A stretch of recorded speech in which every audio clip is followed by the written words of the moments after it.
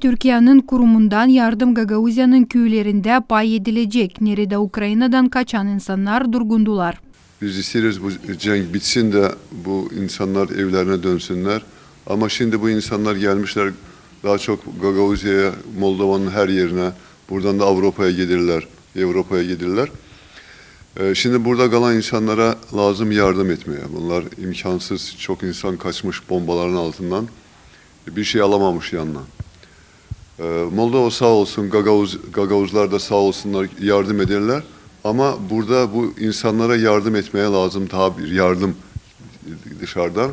Ukrayna'dan kaçan insanlar anlattılar niçin kendi vatanından gittiler. Svetlana Yanak birkaç günün içinde Moldova'ya yetişti. O anlattı, Merkez Panir'da Komrat'ta bir aileyle tanıştı. Hangisi kayıl oldu kendi evinde bu insanları kabul etme.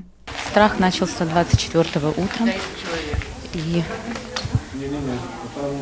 Pek çok fukara insan var. Nerede ben işlerdim çok kuşak geçinde. Hepsi yeryüzünden siliniyor. Много детей погибло. Просто стирается все с лица земли. Ukrayna'dan kaçan insanlar isterler kendi evlerine dönme. Onlar çok geçirdiler. İlk günler mağazalarda saklanardılar. Sonra buldular kuvvet kaçma, alıp kendi torunlarını, uşaklarını. Дуже хочу, що ж мені все оставили.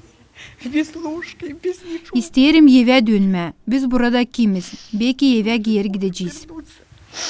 Я б і завтра поїхала додому.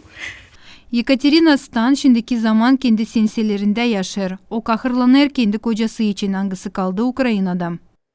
Добрались в Молдову с Украины бесплатным поездом до Львова, а из Львова мы... Одessa'ya trenle geldik. Zor Gagauzya'ya yetiştik uşaklarla. Kocam Ukrayna'da kaldı. Правда, сюда, в Молдову.